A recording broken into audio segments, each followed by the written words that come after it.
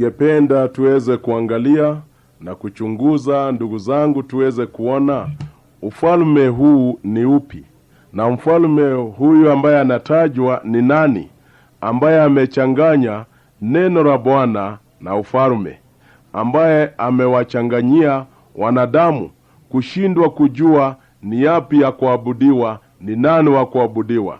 Wakati neno la Bwana linasema kwamba watu wote wakao juu ya nchi watamsujudu kila ambaye jina lake halikuandikwa katika kitabu cha uzima. Shida iko wapi? Kwa nini wamsujudu? Na yeye ni nani? Neno la Bwana limetueleza kwamba hapa ndipo penye hekima. Kuna mambo kweli ya kuelezwa tu, lakini kuna mambo kweli ya kuchunguza na hekima. Akaongeza akasema, aliye na akili. Kwa nini neno la Bwana liseme aliye na akili? Kwa sababu ni wote kweli tuna akili, lakini si wote tunaojali juu ya maisha yetu ya kiroho, juu ya maisha baada ya maisha tulionayo. Tutaenda wapi? Mara nyingi hatui na kuangalia kwa makini tuweze kujua ni kwa nini tunaabudu hivi, ni kwa nini tuko hivi, tunaelekea wapi baada ya maisha haya. Watu unaposikia kwamba watamsujudu, ni kwamba wenyewe wanaona wanamwabudu Mungu wa kweli, lakini wamechanganywa. Yeye watu watamsujudu akiwa wapi? Yohana alipoonyeshwa, hebu tuone shahidi wa pili, ambaye na yeye ni Paulo, mtumishi wa Bwana. Yeye naye alionyeshwa mambo haya ambayo hayana budi kutokea, ambayo ni mambo ya pekee, akaonyeshwa na akamuona yeye. Paulo, ningependa niwatajie wakati wa kumpiga Stefano mawe mwaka wa 34 AD, hakuwa ameamini. Lakini baada ya Stefano kupigwa mawe, Paulo akaamini mwaka wa 35 AD, mwaka wa 35. Yeye mbeleni alikuwa anaitwa Saul, na ndiyo baadaye akaamini, kageuzwa jina akaitwa Paulo, mtumishi wa Bwana, Paul, mhubiri wa pekee.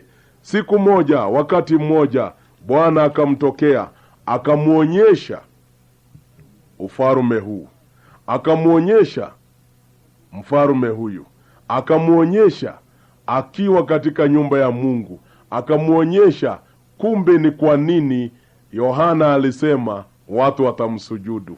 Wathesalonike wa pili 2, nalo fungu ni la 3 na la 4. Paulo akasema hivi, mtu awaye yote asiwadanganye kwa njia yoyote, maana haiji usipokuja kwanza ule ukengeufu, akafunuliwa yule mtu wa kuasi, mwana wa uharibifu, yule mpingamizi, ajiinue nafsi yake juu ya kila kiitwacho Mungu ama kuabudiwa, hata yeye mwenyewe kuketi katika hekalu la Mungu, akijionyesha nafsi yake kana kwamba yeye ndiye Mungu. Ndugu zangu, haya ni makuu na ni ya kushangaza. Paulo alisema tusikubali kunyamaza, tusikubali kudanganywa. Aliona wakati unakuja ambao watu wa Mungu watadanganywa, ambao wote ambao wako duniani watadanganywa, na kwa kweli hawatajua wanadanganywa. Na ndio akashangaa, akasema usikubali kuja kudanganywa na mtu yoyote, kwa sababu alisema kweli siku ile ya kurudi kwa Yesu haitafika kabla wakati huu ambao ni wa mchafuko, wakati wa kufunuliwa, wakati wa kuchanganyikiwa, kabla hujatufikia. Na ndipo huyu mwana wa kuasi afunuliwe wazi, ambaye amewadanganya watu wengi, afunuliwe wazi. Ndipo ikifika siku ya kurudi kwa Yesu, wewe usije ukasema mimi sikujua, wewe usije ukasema mimi sikuambiwa. Ndiyo, kabla siku ya kurudi kwa Yesu anafunuliwa wazi, na yeye anajifunua wazi, anasema ndiye nani, na ndipo ujue, ili kama unapotea, kupotea iwe ni uamuzi wako. Nasema atakaa katika hekalu la Mungu akisema yeye ndiye Mungu. Usisahau kuna pointi 1, 2, 3 ambayo tumekuta. Danieli alisema katika Danieli 7 fungu la 25 kwamba yeye atanena maneno kinyume chake aliye juu.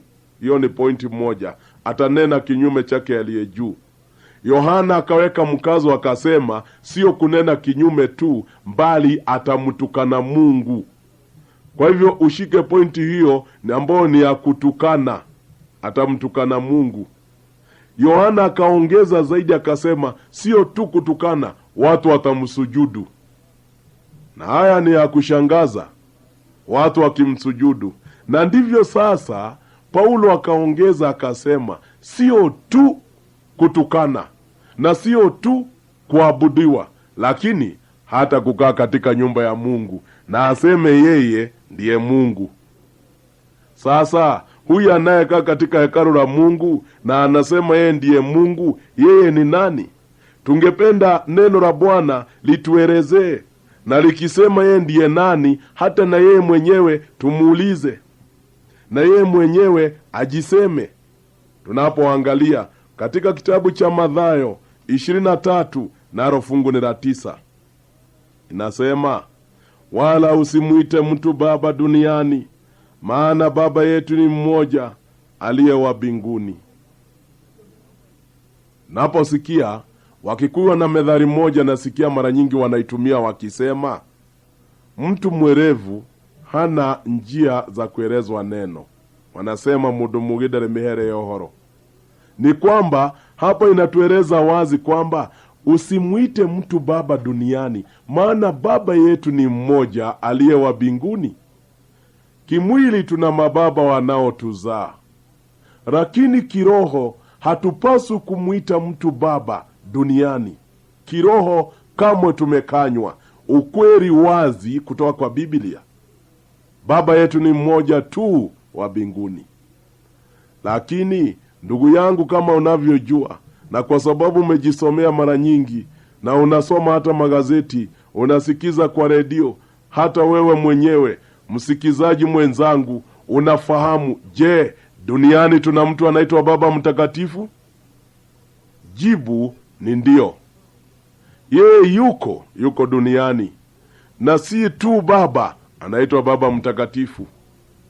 Na hapa ningependa unielewe vizuri, sio kuingilia na sio kushambulia, lakini ningependa ufahamu Biblia inaposema usimuite mtu baba, maana mtakatifu wetu ni mmoja wa mbinguni. Na Biblia inasema atakuja na atakaa katika hekalu la Mungu na atasema kwamba yeye ndiye Mungu. Ni kweli kuna mmoja ambaye anaitwa Baba Mtakatifu na yeye yuko duniani. Ukweli tungependa kuchunguza kutoka kwake, je, Baba Mtakatifu kama jinsi Biblia inavyosema kwamba unakrimu kwamba wewe ndiye Kristo duniani ama wewe ni Mungu duniani, ni ukweli? Ningependa usome pamoja nami kitabu kimoja cha maombi, inaitwa na Kikuyu Gathafu kama hoya ya Roman Catholic. Uiangalie ukurasa wa 176. Naamini umekifungua, naamini unaangalia pamoja nami.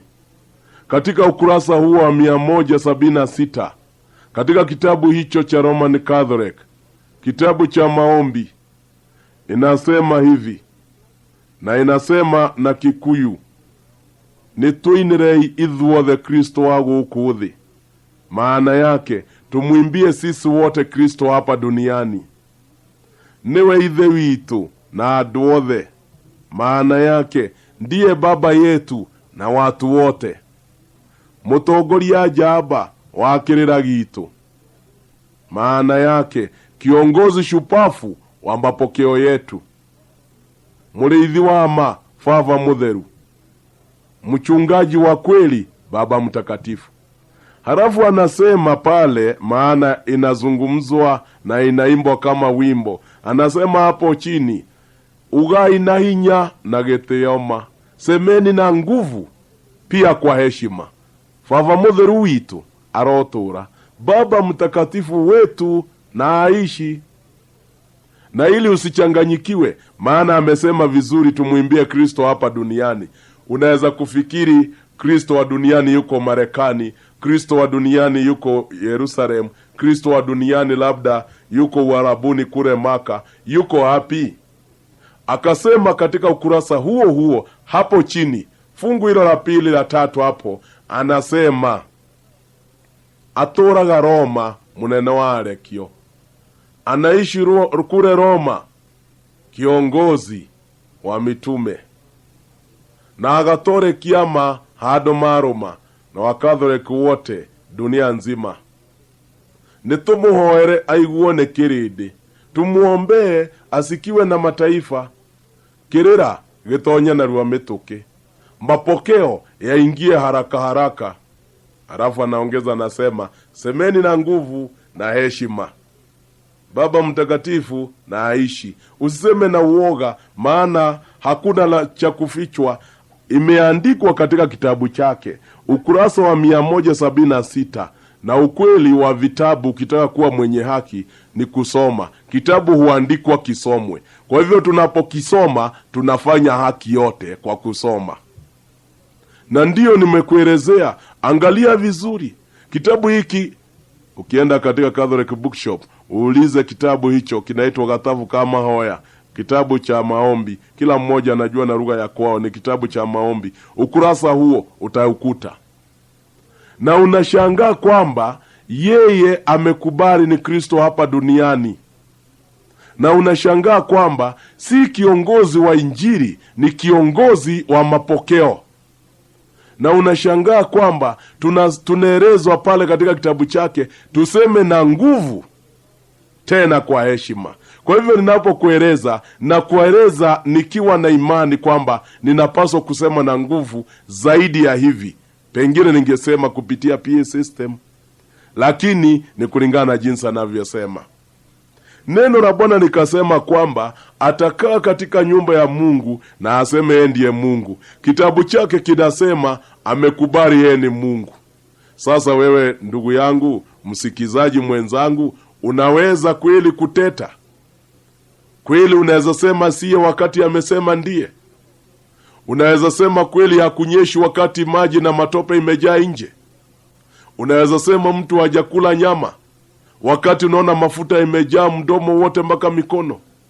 Je, waweza sema paka hajakula nyama wakati mdomo wa paka umejaa damu?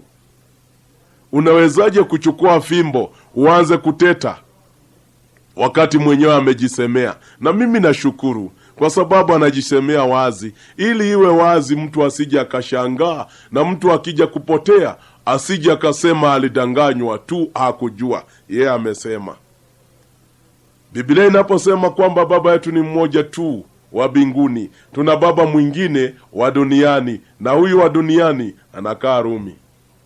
Na yeye ndiye aliyetoka katika utawala huu ambao ulikuwa pale nchi ya Italy, na huu ambao ni wa Kirumi.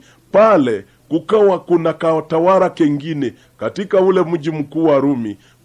Ndio unakuta kuna kasehemu kanaitwa Vatican, ambao ni kenyewe ni kainchi, na ni kamuji ndani ya muji, na ni kainchi ndani ya inchi. Kana mfarume ambaye ni mfarume wa kidini, utawala wa kipapa, na ni ufarume kule nje ambao unasikia mara nyingi, hata unasikia kuna wakilishi, kuna mabarozi wakilishi ambao wako pale Vatican.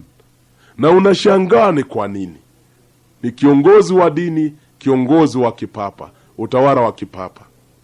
Pale unasikia kuna neno limetajwa kwamba atamtukana Mungu. Atamtukana kivipi? Kisoma Mariko 2 fungu la 7, swali linaulizwa wakati Yesu alipokuwa anashindana na wale Wayahudi, wale Mafarisayo na waandishi, na ndio akaulizana swali, mbona huyu anasema hivi? Nani awezaye kusamehe dhambi isipokuwa mmoja, naye ndiye Mungu? Swali linauliza, mbona huyu anasema hivi? Anakufuru.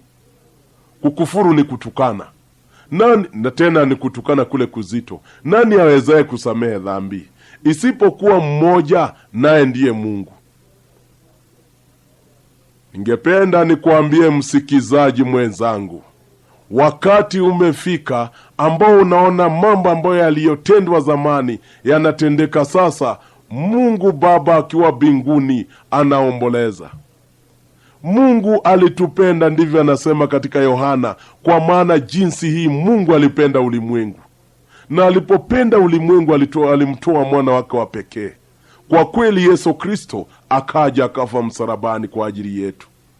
Na ni kwa sababu ya mauti yake msalabani sisi tunaokolewa, sisi tunasafishwa, sisi tunasamehewa dhambi. Tunaoshwa na damu yake na tunasamehewa dhambi. Kristo wa mbinguni alikufa msalabani. Kristo wa mbinguni anatusamehe dhambi zetu msalabani. Kristo wa duniani naye akaanzisha mpango mwingine wa kusamehe watu dhambi katika kitubio. Watu wanaenda kuungama dhambi siku ya Ijumaa, wanaenda katika vitubio. Unaenda unapiga magoti pale kwa kitubio, mahali pametobolewa tushimo kidogo, na yule ambao unajua tu anaingia pale ndani, unamwelezea maovu uliyotenda, ukidhani unasamehewa, na yeye anakuonyesha kwamba amekusamehe. Nani awezaye kusamehe dhambi isipokuwa mmoja, naye ndiye Mungu? Je, kabla Yesu hajakufa msalabani walikuwa wapi?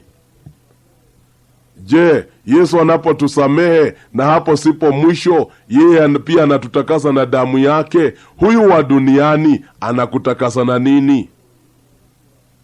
Wakati mmoja kule nyuma nilikuwa mfuasi wa Kikatoliki, na si mara moja ama mbili nilienda kuungama dhambi, maana sikujua. Kama vile wewe na mimi labda mpaka leo hujajua. Na sisemi kwamba wanaofanya hivyo ni dhambi. La, usiwaingilie. La, usiwapige. Lakini nakuelezea kama jinsi neno linavyosema na kama jinsi historia inavyoonyesha. Niliendelea kutubu, niliendelea kuungama pale, na mara nyingi dhambi zikionekana ni nyingi, yule ambaye ni mwakilishi wa kipapa ambaye yuko pale ndani, ambao tulizoea kumuita na Kiingereza father, yeye anapoona mambo haya ni mazito, anakueleza kwenda uhesabu rosari bana kiasi fulani, na unaenda unasema haya mara vile amekuelezea, ili uweze kusamehewa. Kwa kweli ukiangalia katekisimu kale kadogo ka Kiswahili, ukute maswali pale. Kuna swali moja inauliza, je, padre anakuondolea dhambi mahali pa nani? Na ndio unasikia jibu nasema, padre ananiondolea dhambi mahali pa Kristo duniani. Sasa unauliza, mamlaka haya yalitoka wapi? Wakule msalabani Yesu akilia msalabani, Baba uwasamehe, hawajui watendalo. Je, hawa walikuwa wapi? Kristo wa mbinguni msalabani, Kristo wa duniani kitubio. Hii ikiwa ni pointi ya pili ya kutukana na mengine mengi ambao ni sitapenda kuchimba na kufuata sana. Ningependa nirudi nyuma kidogo nishike pointi ya tatu. Ni kwamba atabadili majira na sheria za Mungu, majira, nyakati na sheria za Mungu. Katika utawala wa Kirumi ambao niliwatajia kule nyuma, ulianza kutawala mwaka wa 168 BC, ukagawanyika mwaka wa 476 AD. Hapo katikati ukiangalia utaona Yesu aliangikwa msalabani mwaka wa 31 AD, wakati enzi ya Kirumi ilikuwa inatawala. Hawa ndio wakati Yesu aliuawa, ndio askari wa Kirumi walienda kukaa kaburini, muhuri wenyewe uliowekwa wa Kirumi. Unasikia ndio kulikuwa na watawala wengi kule Yerusalemu, mara unasikia Pilato, mara Herode, walichanganya kila kitu. Na ndio wakaamua kule Rumi walikuwa na miungu ya sanamu walikuwa naomba. Na kule Rumi walikuwa merithi zile mira ambao niliwatajia zilitoka Babeli, za kuweza kutolea jua kafara kwa heshima ya Nimrod. Hivi walikuwa na mira hii na walikuwa merithi, wanachukua siku ya kwanza ya juma ambayo ilikuwa ni ya kutolea jua kafara. Ilikuwa inaitwa siku ya jua, wanaitolea kafara. Sasa walipochukua utawala huu, wakaamua kubadilisha siku ya ibada, kubadilisha siku ya Mungu ya ibada kutoka siku yake halisi, siku ya Sabato, siku ya Jumamosi, kutoka Jumamosi hadi Jumapili. Ulikuwa mwaka wa 321 mwezi wa 3 tarehe 7, wakabadilisha Sabato kutoka Jumamosi hadi Jumapili. Nataka nikuhakishie, walipobadilisha wakakaa baraza mwaka wa 336, inaitwa baraza ya Laodikia, Council of Laodikia, na vitabu viliendelea kuandikwa vile walivyofanya mageuzi. Kitabu kimoja kinaitwa The Faith of Our Fathers, imani ya baba zetu na babu zetu. Ukisoma ukurasa wa 111 utashangaa kusikia haya. Walipogeuza Sabato ya Bwana kutoka Jumamosi kwenda Jumapili, ikaandikwa katika vitabu. Ukitaka kuchunguza zaidi, andika kitabu hiki cha Roman Catholic, kinaitwa Converts Catechism 1910 edition.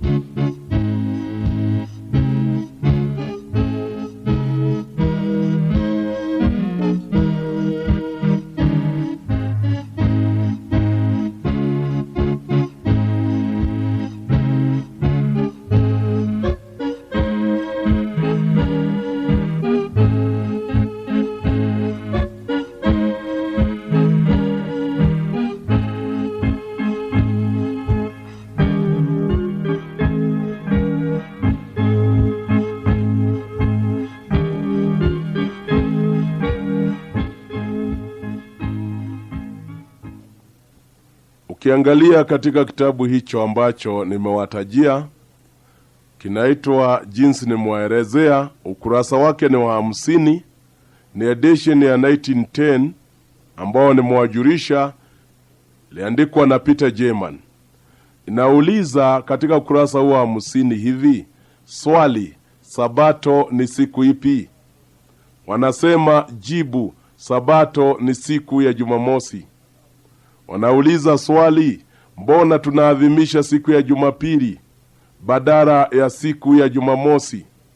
Wanasema jibu, tunaadhimisha siku ya Jumapili badala ya siku ya Jumamosi kwa sababu kanisa takatifu ya Katoliki ilihamisha utukufu kutoka Jumamosi hadi Jumapili. Haya yameandikwa, ndio wenye kuandika, kitabu ni chao, ukurasa ni huo nimewajulisha. Hivi tunaposoma kitabu kile wameandika jinsi kinavyosema, tunatoa heshima kwa kitabu na mwenye kuandika. Ningependa niongeze niseme kwamba kuna kingine ambacho unaweza kwenda kuchunguza zaidi. Ninakuelezea hivi, msikilizaji mwenzangu, ndipo nawe pia uwe na wakati wa kuchunguza, maana vitabu hivyo viko, maneno yenyewe yako. Ingia katika bookshop ya Catholic, ama ingie bookshop yoyote, ama National Library, waangalie kitabu kinaitwa Doctrinal Catechism. Waangalie ukurasa wa 174 mpaka 76. Utakuta makuu pale ambayo inaonyesha ukuu na uzito wa kipapa. Nirudi nyuma pale nionyeshe kwamba wakati Sabato ilipogeuzwa kutoka Jumamosi hadi Jumapili, si wote waliofuata, lakini iligeuzwa, kukabaki na wale wanaopumzika Sabato hata kama imegeuzwa. Ndivyo Ibrania 4 fungu la 9 Paulo akasema, neno la Bwana linazidi kuelezea kupitia mtumishi wake Paul akasema, imesalia raha ya Sabato kwa watu wa Mungu. Hata igeuzwe, imesalia raha ya Sabato kwa watu wa Mungu. Na ilipogeuzwa ikapelekwa siku ya kwanza ya juma, Biblia inasema siku hiyo ilipelekwa, ambayo ni Jumapili, ni siku ya kwanza ya juma. Yesu kila mmoja anafahamu alikufa Ijumaa, akafuka Jumapili. Ukisoma Marko 16 fungu la 9 utasikia kwamba alifufuka siku ya kwanza ya juma, the first day of the week, ambao ni Jumapili. Hapa hakuna mabishano, hapa hakuna mashaka, kwa sababu neno limejieleza. Lakini ningependa ndugu zangu, sisi wote tuingie kidogo katika historia uone. Na kuna vitabu ambavyo unaweza chunguza pia uweze kuona. Kuna kitabu kama Kenya Church's Handbook ambao kina historia ya madhehebu, kitakusaidia pia. Mambo haya yote yameandikwa ili tuweze kuyasikia, yameandikwa ili tuweze kuyasoma. Biblia ikaandikwa na Yohana akaweka mkazo tusome na tushike haya yaliyoandikwa humo. Niwatajie kwamba dhehebu hili lilipoanzishwa, kiongozi wao aliyewekwa alikuwa anaitwa Bishop Sylvester mwaka wa 325 AD. Likaendelea kushikilia siku ya kwanza ya juma, siku ya Jumapili, ambao katika Roman Empire, sio katika Roman Catholic Church, la, ni katika Roman Empire ama enzi ya Kirumi, walikuwa siku hiyo wameishika kwa sababu ya kutoa heshima kwa jua. Ndiyo ilikuwa inaitwa Sun Day, siku ya jua, na walikuwa wanatoa kafara kwa jua. Na hii iko wazi hata katika historia inaonyesha utamaduni wa Kirumi, na ambao waliorithi kutoka kule nyuma katika falme zingine, na iliyoanzishwa kule mwanzo na Nimrod na Semiramis na mtoto wao Tamuzi na wafuasi wao wa Babeli. Walipoiweka siku hiyo kwao, ambao si wa Kristo, kwao wakaishika kweli, wanaendelea na kutoa kafara na shukurani kwa jua.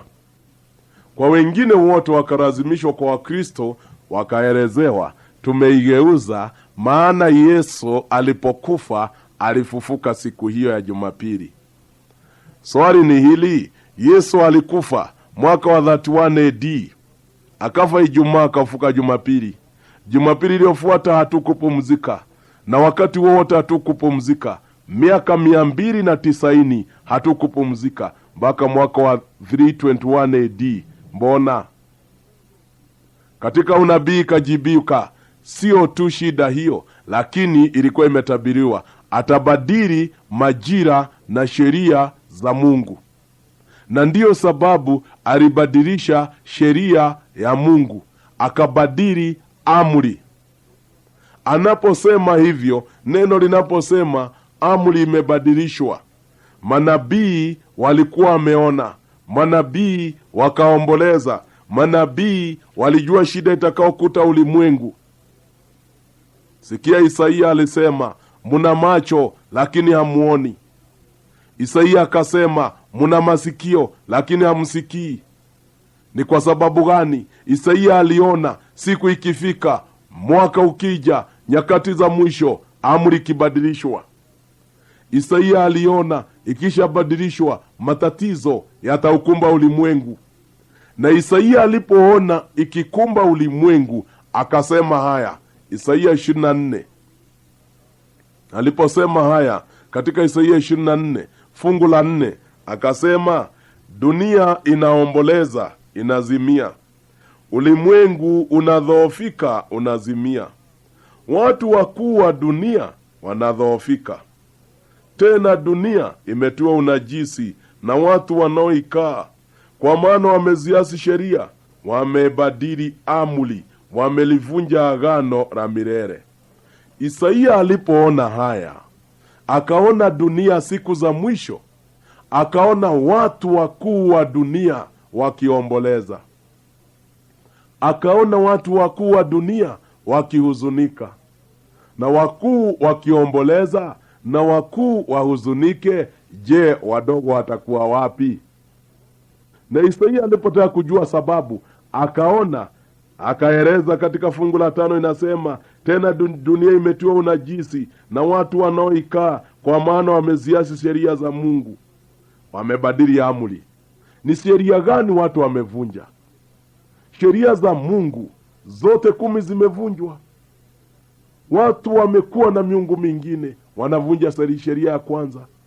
Watu wanaabudu sanamu, wamejitengenezea sanamu za kuchonga.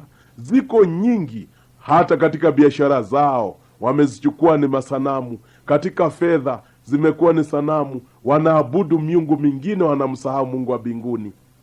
Na sababu hiyo, sheria za Mungu watu wamezivunja. Kuapa na jina la Mungu na kukaa kama wewe ni Mkristo, watu wote wanaishi wakiwa Wakristo, wana Ukristo usio na Kristo ndani. Wanacheza na jina la Mungu, wanalitaja jina la Bwana Mungu bure, wanavunja amri ya 3. Amri ya 4 ambayo inasema ikumbuke siku ya Sabato itakase, fanya kazi siku 6 utende mambo yako yote. Hiyo sio kuvunjwa tu, bali ilibadilishwa. Na ndivyo pale inasema kwamba wamebadilisha amri.